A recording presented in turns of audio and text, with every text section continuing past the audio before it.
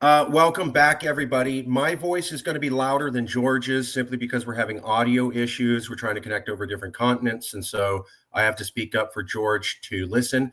We did get new microphones to deal with this, and they cut out all the audio. So dealing with the best that we can. Today, we're going to be interviewing George. George, could you say your name the way you pronounce it, sir, your full name? Yeah, so my name is George Korbla Nyakpo. Korbla, Nyakpo. Thank you. Thank you. Okay, I appreciate that. This is part of our series where we are having I'm sorry, one second, global summit.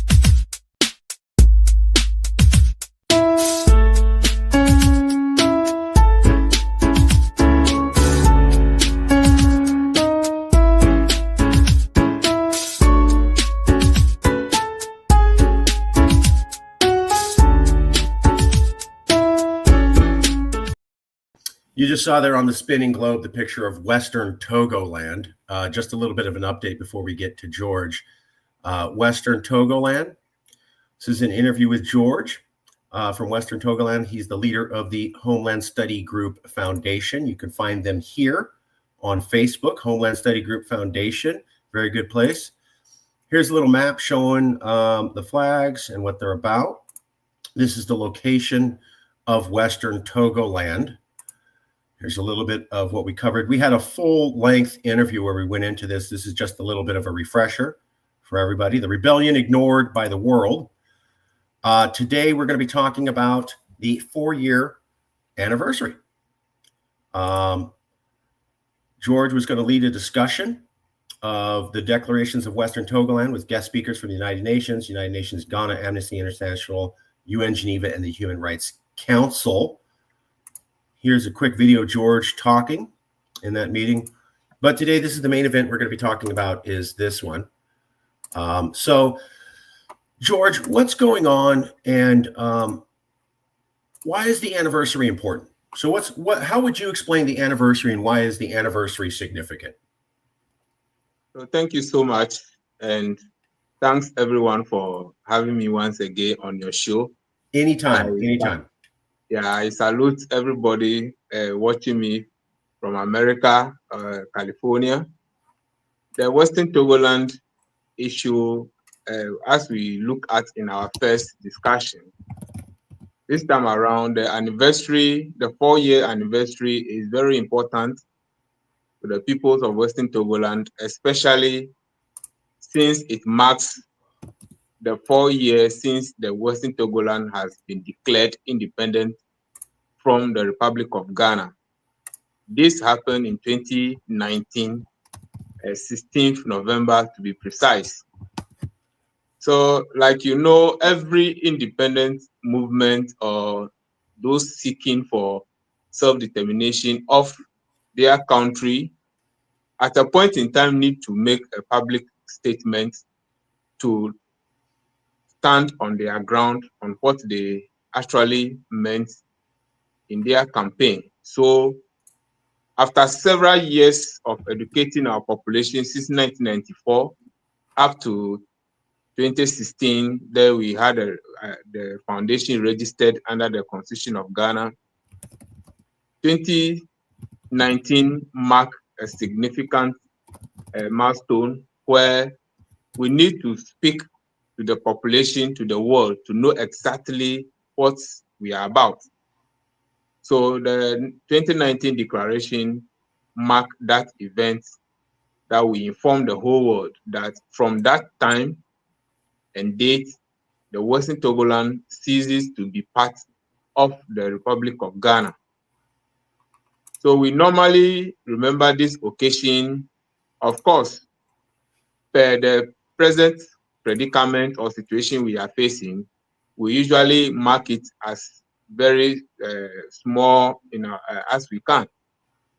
We are hoping that that day will come, that we will hold a very big anniversary for the whole world to appreciate or see. So 2019 marked that day that we have our declaration. And this declaration sent a message to the whole world, and Ghana to be precise, that that portion of the territory that was added to her Gold Coast colony by Britain against all our wish is now 4 years old that it was declared independent. So we normally hold this event to mark that particular day, and it's a very important day in the life of the Western Togoland. Here's a few pictures for everybody at home following along. This is the first picture of the declaration in 2019 for Western Togoland. Give me 1 second to clean up a few things, and then we'll get another one up. Just to back up what George is saying. And here is another one. 1 second, we're pulling it up. So in 2019, this is what he was talking about, the Declaration of Independence. There it is. 2019, HSGF declares independence for Western Togoland. Here's another Africa news. So like George was saying, in 2019, they made this very bold statement that was out there. Now we're at the 4-year anniversary of that. George, how well has it gone? Are you guys treated with respect by the home government? Did they say, hey, we call ourselves a democracy, so therefore we recognize the right of Western Togoland to have these kind of conversations, and you have a right to express your opinion, and you have a right to have a vote? Of course, that's what they said, since they're a democracy, right, George? What? Thank you once again. But you see, like I said in our previous discussion, that Ghana seems to be very democratic on the internet or in the outlook. But when you enter the country, then you know that actually there is nothing you can compare to when it comes to democracy around, especially when it comes to issues of our nature, issues of self-determination, and people holding different opinion as to what they thought is the case. When we had our declaration, before we mount this declaration from 2017, we have been receiving series of unlawful arrests, and all in the name of trying to silence the voice of the Western Togolanders from expressing their right to self-determination. Anytime they launch their arrest, they will go and quote some laws that are even not in their constitution. And will go to court, the judge will not find any reason to even sit on the case. But because it is the government that is having the power, they have to drag this case in court for several months. At the end of the day, the government will have no say, and the court will let us go. This happened from 2017 up to 2019. And before we had this declaration, something significant happened in our country. A budget was prepared for every portion of the regions in Ghana. Before this budget, our people demonstrated that our economic conditions are not anything to write home about. Our roads are not good, especially on the issues of the road. Our people demonstrated a lot. 2 weeks to the reading of the budget in the parliament. After the reading of the budget in the parliament, all our regions were omitted from budgetary allocations.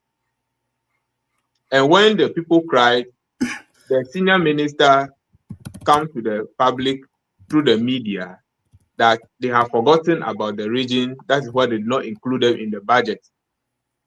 So we said, no, if we are all thought about in this country, that we are all part of the country Ghana, there's no way you can prepare budget and omit us. And when we cry, then you say you have forgotten about us.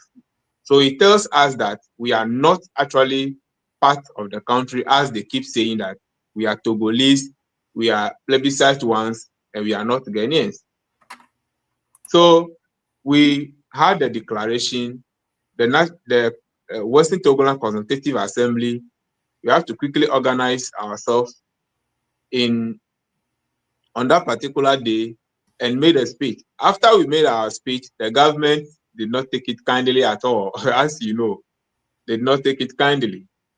They went on press releases here and there claiming they've not relinquished any portion of the territory to anyone. They are going to deal with us. And immediately we also wrote another press rejoinder. Now we let them know that we did not declare any part of Ghana independent. Many people don't understand this. Before Ghana, there was Gold Coast. Right. And if you read the article that established Ghana, the country, the territory that Britain granted independence, Britain was very clear that she had granted independence to all the territories in the Gold Coast, not the Togoland. And it is after Ghana, Gold Coast was granted independence as Ghana, that is where Ghana and Togoland form a union per the 1956 plebiscite. And even till today, we did not see any institution representing Western Togoland in that union. If two people are going to sign a document to be in a relationship, they need to have a discussion to describe the way and manner that relationship will go. So people have voted to be in union with Ghana, and that was the decision that the United Nations took. So Gold Coast now was granted independence separately. Britain stated all the territories, the geographical borders of Gold Coast as independent before we are in a union. So Right. if we decided to declare ourselves independent from Gold Coast, you cannot come and say that we have declared a part of Ghana independent. Okay, got it. So this is how Ghana took the whole case. And we have been asking them, if you said we have violated any article in your constitution, give us the article. The Ghana's Independence Act did not mention Western Togoland being independent together with the Gold Coast. They said we are in a union. So if we are in a union, at any point in time, if things are not going on well with the other party in the union, the person have the right to question the decision of the union. So anytime we ask about the union between Ghana and Western Togoland, then the government will flare up. Anytime we ask, okay, in 1956, we are supposed to be in union. Where is the union document?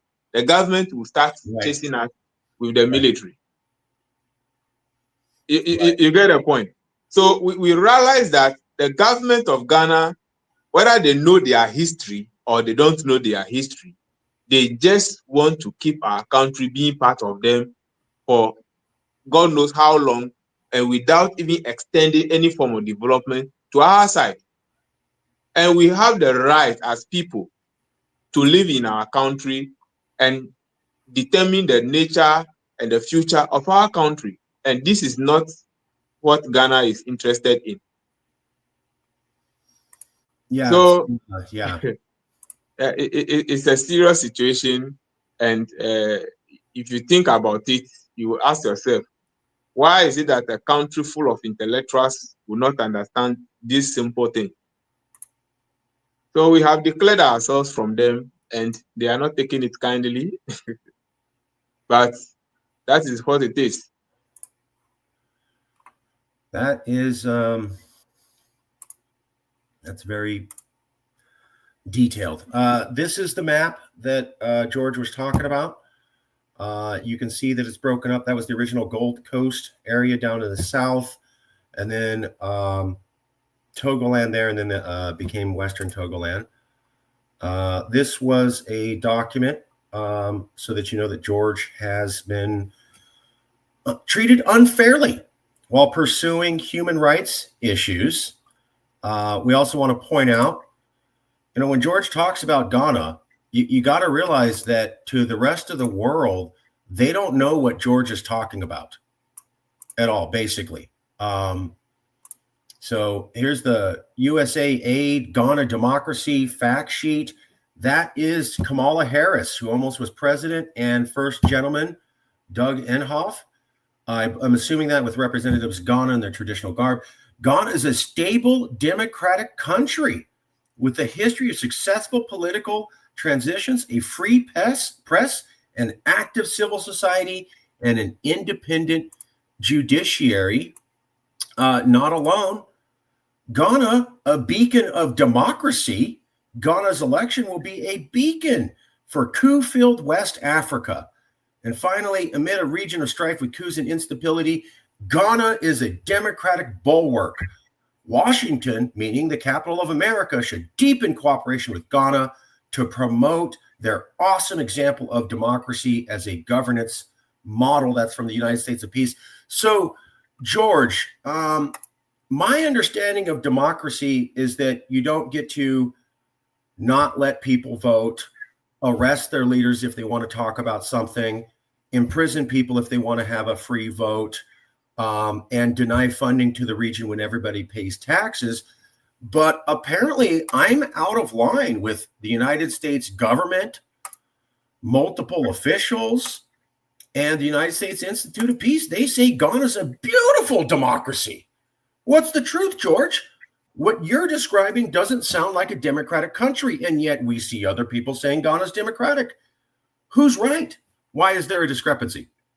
Yeah, so the United States of America and her aid organizations in Ghana knows best what they mean when they say Ghana is democracy.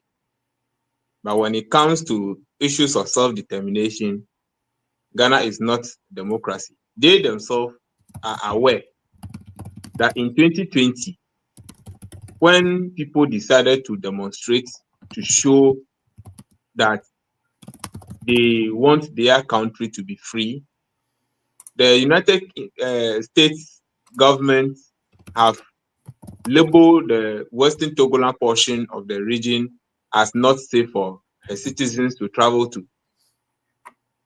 The UK government, the UK representation in Ghana did the same thing. So trying to paint a picture of something that is not the case to the international community is, I don't know if there's any term for that, but it's telling international lie about the situation. Because if Ghana is truly a democracy, why is it that when the Western Togoland case was launched at the United Nations Human Rights Council, the United Nations Human Rights Council is not an organization formed by the Western Togolanders. We do not have a representation at the United Nations Human Rights Council. We do not have any country being part of the United Nations doing peer review year in and year out. Right. But in the past years of Ghana's peer review, Ghana was reviewed and asked or questioned about how they are dealing with the human rights issues, especially the Western Togoland situation. In the reports filed by the Human Rights Council against Ghana, if Ghana is truly a democracy, when the case of Western Togolanders were launched at their court, and Ghana was invited to respond to the charges, not even a cough came from the government of Ghana to the council for a whole year until the decision had to be passed against the state.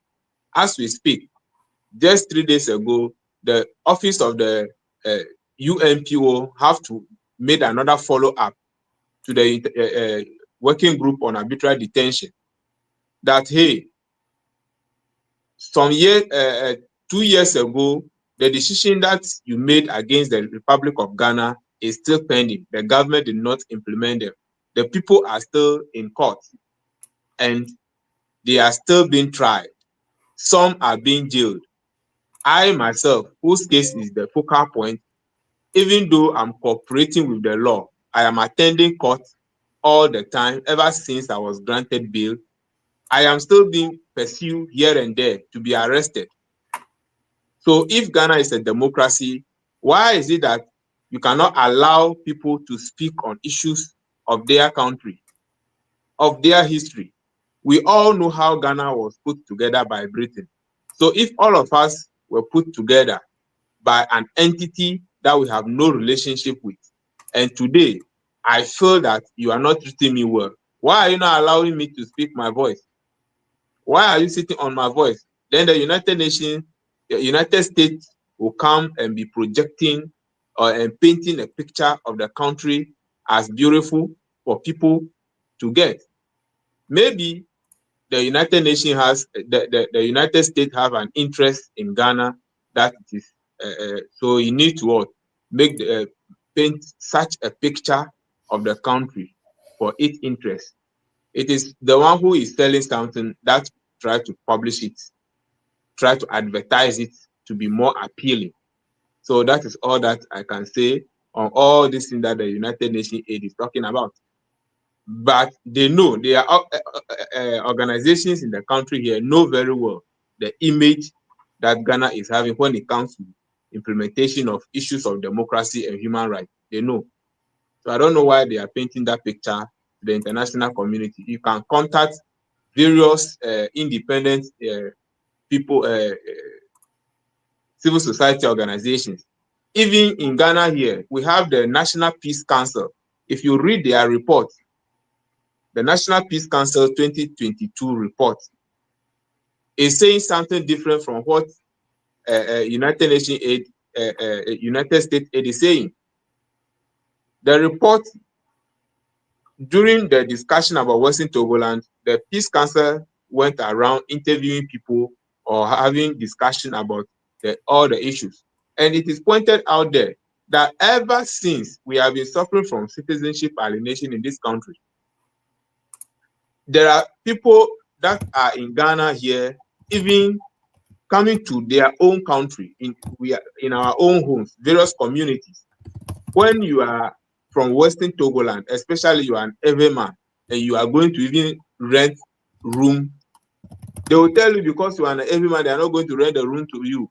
They have done this to the extent that they now have to make a banner and fly it around that they are not renting this house to the Ewe. So if we are in a country and we are constantly being treated this way, in 2020, a whole community that is full of Ewes, the authority of the Bui down went and burned the whole community down. And the reason they burned the whole community down is that the people are Voltarians. They are not Ghanaians, so they need to leave the place to their country. That same year, the assembly member of the area have to come out in a press and be addressing the public about how the military of Ghana was released on them, preventing them from acquiring a national ID card. The excuse is that they are Ewes, they don't have to acquire a national ID card because they are not Ghanaians. So if they say we are all part of this country and we are being treated this way, why are you now preventing us from having our own country? If you don't want us, why don't you let us go? And when we speak, you arrest us, keep us in jail severally. Those that you are even killing, you don't allow their family members to come for their bodies. And this is what is there. And United States of America will be telling us that Ghana is a beautiful democracy. It's best known to them. We're not going to get all the way into it today. This was an update, but I will say for everybody, here's the episode. Let me pull the banner off. George, I'm not even going to try, bro. I'm going to listen to the way that you said it in practice before I pronounce your full name again. But there's the interview on my channel. You can see that we did a 2-hour deep dive into all of the atrocities that happened to Western Togoland, how the people are treated unfairly, how they have a right to protest, to meet, to assemble, to speak their voice, to call for a vote. These are basic democratic things, and they have been arrested and abused instead. So you can watch that episode on the channel. I'll just say briefly, the rebellion ignored by the world. George himself was locked up right there. Human Rights Council, arbitrary detention by the World Human Rights Council against the guy you're seeing on the screen right now. So that's what they do. Then they arrested everybody because they wanted to make a declaration. And then they went out and started seeking down the leaders and putting them into prison because they said, we want to have a discussion. And yet, when you look, Ghana's a beacon of democracy. Beacons of democracy don't do this. Just for the record, I'm being a little bit coy here, George. I think you get it. Trying to lighten it up. But beacons of democracy don't do that. And here's the big problem.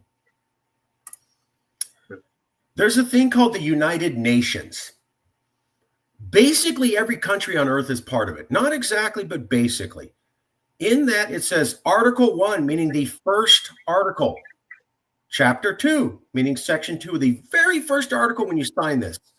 You will respect people's rights to self-determination, period. Principle of equal rights and determination of peoples, period. Now, let me show you one more thing. Here's the countries that are part of the UN. If they're in blue, they're part of the United Nations. See that red box? That's Ghana. That means Ghana is a member state of the United Nations. You don't just join the United Nations. It's not a golf club. It's not a video membership. It's not an ice cream rebate card. It's a treaty. Treaties are law. So Ghana signed this treaty to become part of this group, which means now it has to abide by this law. Sure. And what George just told you is they're not doing that. So they are breaking the law that their country signed a treaty to, which means Ghana is acting illegally under international law. But you never know that from the media, who says that, you know, these are good guys. Look, there's Kamala. She's smiling. How can these people be bad? Beacon of democracy. What you don't hear, they arrest leaders for just talking about things. They arrest people like George for having peaceful discussions. And then they imprison people. And he said sometimes people die. And some they don't get to see their families. So that's the reality of Ghana. It's just not getting out. They signed this law. They're not living up to it. So they're at fault. That's the hard truth. Am I saying anything wrong here, George? You are correct. You are correct. You are correct. So that is the country that they are saying that they are democracy and they are doing everything right. Now, the one interesting thing is that I don't know for America if someone at the age of 85 could be arrested because the person is speaking about the history of the United States of America. I don't know. George is talking about this man. He was the original head leader. As you can tell, he's an elderly man. He's 85 years old. At the time, he was in great health, right? Yeah, he's not a young, strapping, strong man. He's an old man. People are helping him walk. Clearly, he's hunched over. He's working with a cane. He's got a smile on his face, but he's not doing well. And they arrested this guy because he wanted to have a conversation about Western Togoland. I mean, they arrested Grandpa, who's struggling to walk across the street, and treated him like an arch criminal of the country because he wanted to say there's a history of our people acting differently and being different. Wow. That's I don't know how you justify that. You know, you're like, oh, we need to be tough. Let's rough up this grandpa who can barely cross the street on his own. That'll show everybody that we're a real tough government. That doesn't project strength to me. You know what that projects? Fear. You're so scared of these people having a talk. You need to punish an 85-year-old geriatric man who's struggling to survive every day. That says desperation to me and fear. Sorry, George, I get more emotionally worked up the more that I hear about your story. It's just really unfair. Just very, very, very unfair. And it's not a matter of opinion. What they're doing is illegal. They signed a charter under the UN. That's called international law. It's the basis for all law for all countries. They did it. That's them. And they're violating it. So We're winding down. George, what did you want to say that we haven't captured, sir? What is a message you want to get to the people outside of Ghana to understand the situation? What thoughts do you need to leave with people, sir? Yeah, so what I want everybody to understand is that the international law on self-determination did not state that only some people are entitled to that right. It is for everyone to exercise that right. And we in Western Togoland, we are not forcing anybody to accept to be part of Western Togoland. All that we are saying is that our right to self-determination need to be respected. We are not ready to even do anything violence in the name of securing Western Togoland because we did not join or being added to Ghana through any act of violence. At least on record, we had a plebiscite in 1956. And there are two alternatives to that plebiscite. Either to be in union with the independent state of Gold Coast, which will be Ghana or any name after independence, or remain a country on our own. Now, even at the time that we go into that plebiscite, Britain was unfair to us because Togoland under British administration had no leadership. We did not have a government representing us. We only have individuals, one on their own accord, trying to make sure the country is independent. In as much as everyone agrees to that, Britain did not live up to the expectation of the trusteeship agreement by giving Togoland their own separate government. This was a concern raised by Terazi, one of the missionaries of the Togoland, that before the people goes into plebiscite, they need their own separate government. So we don't have our own government. So the question is who represented us in the plebiscite? Who makes sure that everything happened fairly? Because at the time, Britain is a superpower of the United Nations. She got all the powers behind her. So if we do not have any administrative structure representing us, anything can happen in the plebiscite. And everything has also actually happened in the plebiscite, taking our rights from us.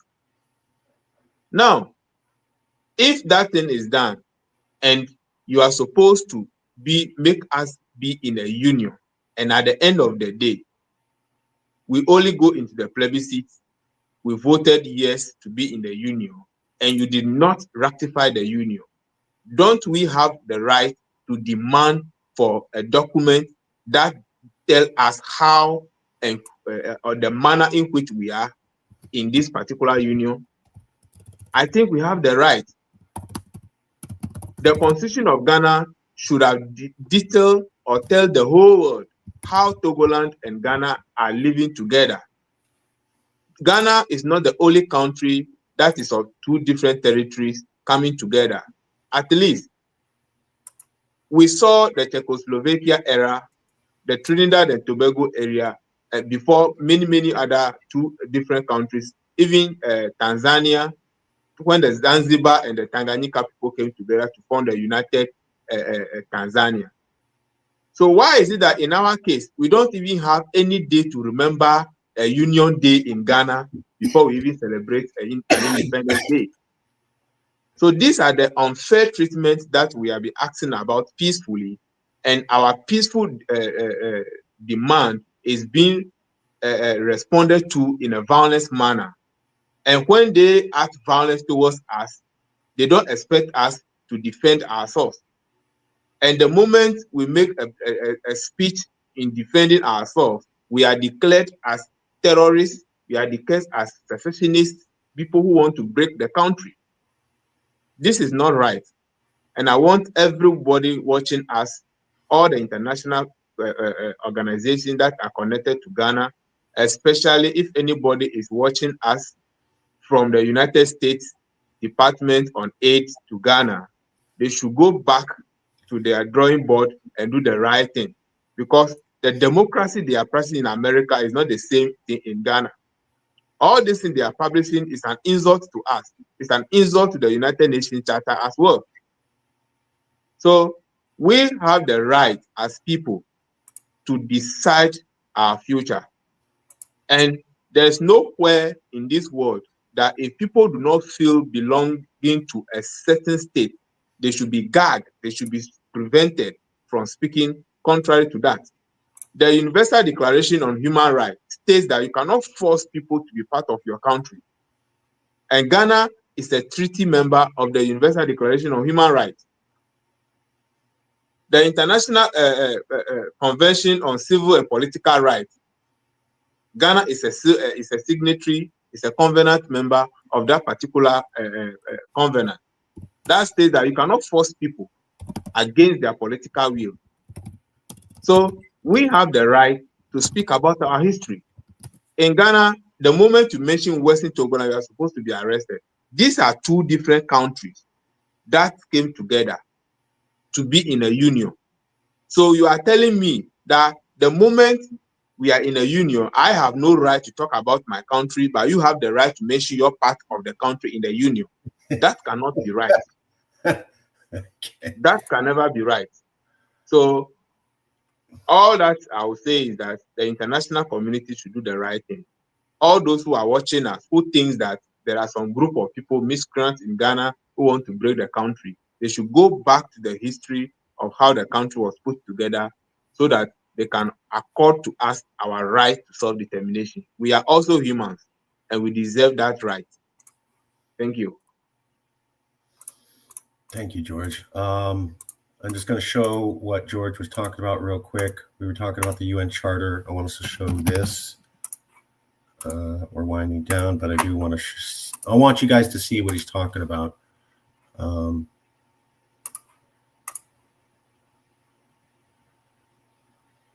So besides the UN Charter, Ghana also ratified this document. It's a ratification of international human rights treaties. There they are, ratifying multiple treaties, saying they're going to respect human rights. And they already signed a treaty said they'll respect self-determination, but instead, this is what they do.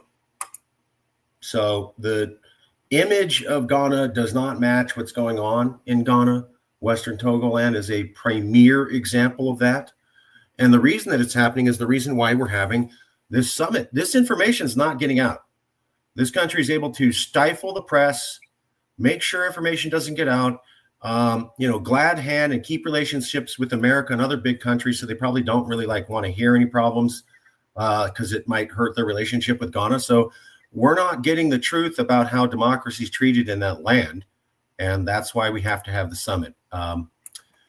George, any final comments? We'll leave it there. So the final comment is I wish everybody well. And I always call on people to come to the Western Togoland issue. Let's talk about it together. Those who have the opportunity to sponsor cases of self-determination, they are welcome to the Western Togoland so that we can also have our voice to be out there. Right now, we do not have a voice. As you can see, Ghana have all the machineries to shut our voice down. And this is not right. This is never right, because one thing that we believe is that if you are together and you are shutting one person's voice down, the day the person explodes, everybody will now see whatever is there. And the unfortunate thing is that it is that time that people begin to blame the other party, that they are violence, they are this. But the time that, as Ghana is doing now, trying to suppress our voice, if we also want to find every means possible to make sure the world hear about our voice. Many countries are around doing the same thing that we are doing. Some are going violent, as you can see. Some don't want to entertain any form of trying to silence them and all those things. So they are recruiting all manner of people, and we can see the result that is going on. But we don't want to get to that stage. And we pray that Ghana do not also push us to that stage, because every human being has a capability of doing anything. It's just that at times some resort to self-control as you are doing. So my last word is everybody should do whatever they can do to support the Western Togoland Cup.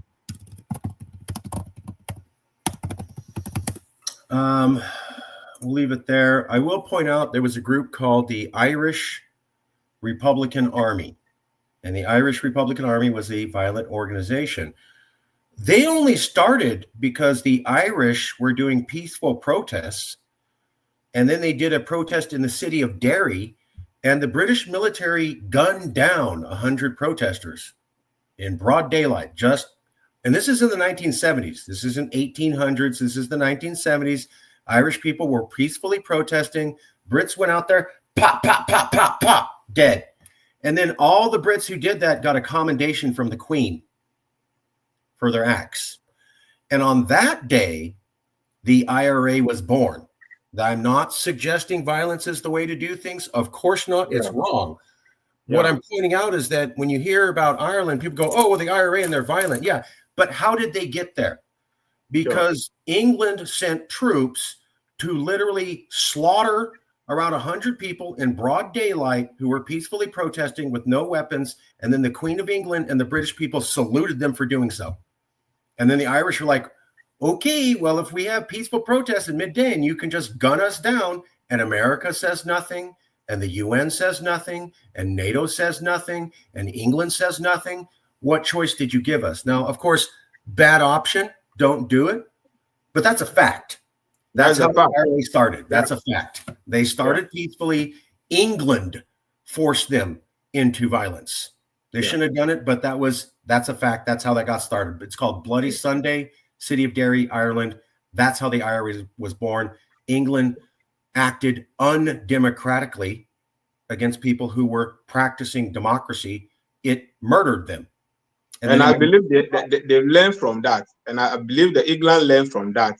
Because right now you can see the Scotland independence movement is not being treated as previously. True. Yeah. So and Ghana needs to understand this, that your former colonial master, the one who established Gold Coast, the one who found Gold Coast for you, is having Scotland people exercising their right to self-determination. They are not being arrested. They are not being shut down.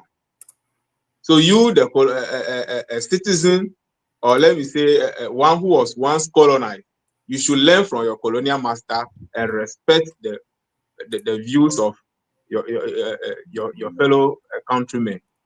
If your colonial master is doing this, why are you doing something else? We'll leave it there. I just want to show everybody this so that you're aware. I would recommend everybody go out and rent this movie here. It's called Bloody Sunday. There's the picture. Paul Green film won the Sundance thing. They cover this story. This is about Bloody Sunday. It's about, that's the guy. He's an actor portraying the peaceful Irish leader, and he held the peaceful protest that got a lot of people killed. And then at the end of the movie, he goes, well, you know where it's going now. And again, I'm not recommending that, but if you want to see how this went in history, well documented, this is the movie. They walk you through. The Brits did not care, and they thought that murdering civilians in broad daylight with no weapons who were protesting would be a good idea. They knew exactly what they were doing. They fully intended to do it, and they did it. And the movie documents it in detail. And so this is a little piece of history that I think a lot of people don't know. Watch the movie. It's fact. Yeah. You can learn how this happens. You don't let people have democracy. What the hell do you think they were going to do? Again, we're not endorsing it. We'll leave it there. George, thanks for coming out. I'll send you a copy of the video in a few hours. Thank you, brother, for joining us today. Thank you so much for the opportunity. All right. I'll see you soon, man.